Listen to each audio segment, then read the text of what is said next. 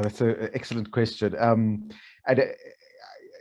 so the relationship between the spy's handler and the spy is absolutely critical for that, because the handler has to make sure that the spy isn't being influenced.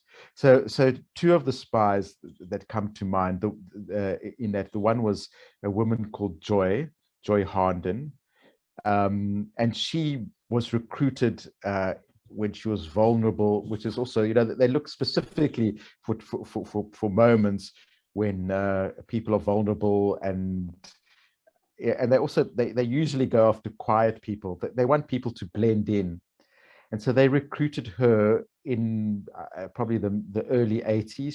She'd been at Rhodes University. A lot of the spies came from Rhodes University. And they recruited her in the early 80s when she was moving to Johannesburg. So she had graduated from Rhodes. She came to Johannesburg, and she had this, Ursi Oosthuizen was the spy handler.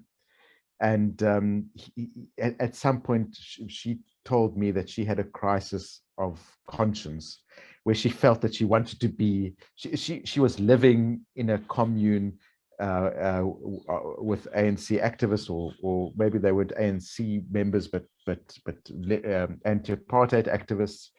She had infiltrated them, and she felt that her heart actually lay with the activists.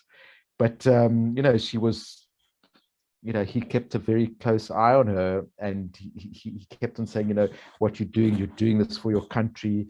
This is the role that you can play in making sure that the communists don't sort of, take over. And he kept, so that was the one strategy. The other strategy was that she felt threatened. She felt that if she did turn, something would happen to her, or something would happen to her family. So there was that threat that kept people in line. But I think a lot of the people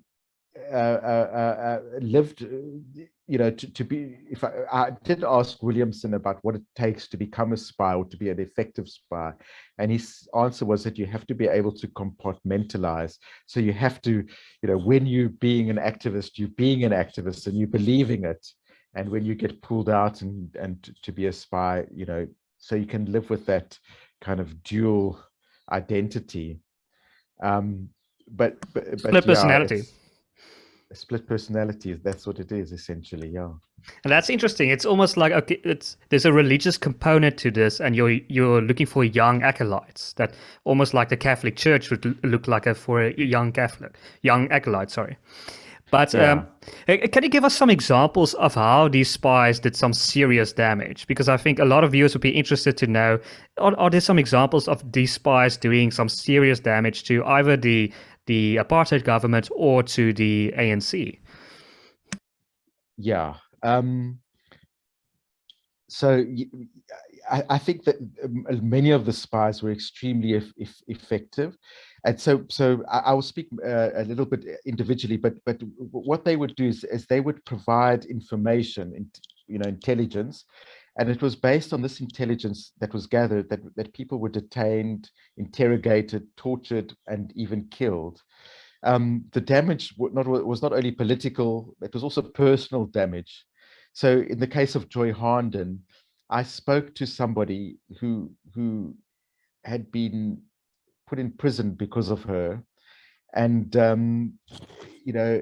it really messed her up.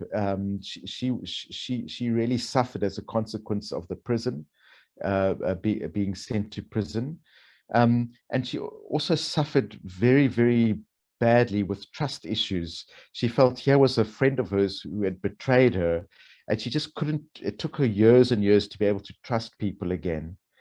And another example was Olivia Forsythe, who another person I profiled, who kind of saw herself as this.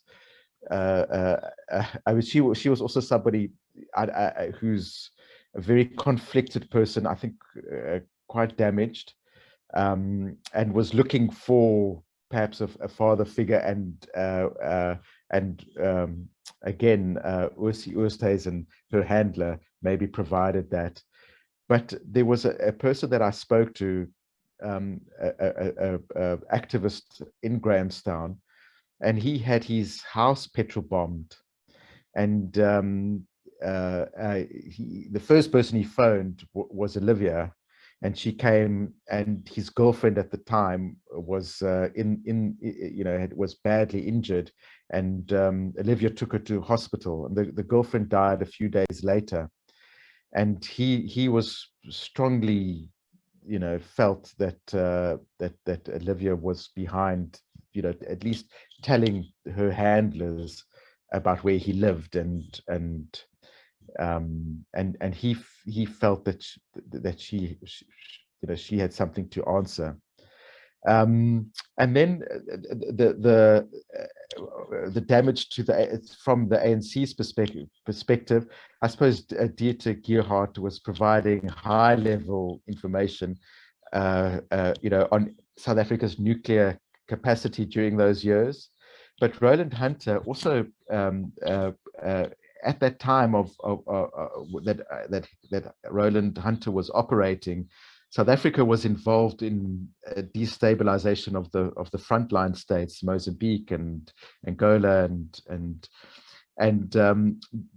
Mozambique and South Africa were supposed to have a truce, but he had information that South Africa was destabilizing these countries, and he passed it on to his handlers in the ANC, who then used that to kind of tell Pretoria to stop. And as a result of that, the Komati Accord was signed, which the treaty. But he sort of believes, and it's possibly true, that he was burnt in that process, and he was identified. He was able to be identified as the mole within military intelligence because of that. And he was arrested, and I think he served, a 6-year term or a 5-year term. Yeah. And you can probably also see the damages of spying, the legacy of it, with the ANC constantly accusing each other of being spies. They were so terrified back then. It's still actually a present threat to them. Some of them actually still believed that there are still spies running around. I have no doubt there's spies running around. I have no doubt that many of the spies that were operating haven't been uncovered. There's a lot of dirt people have on each other. I mean, politics, that's the thing I've learned about writing these books, is how dirty politics really is. And I do also, people didn't really know that they were spies in the sense that there were these, they called them false flags, these front companies that people can say, listen, we're an investment company. We want to understand the risks. You have access to, you're an anti-apartheid activist.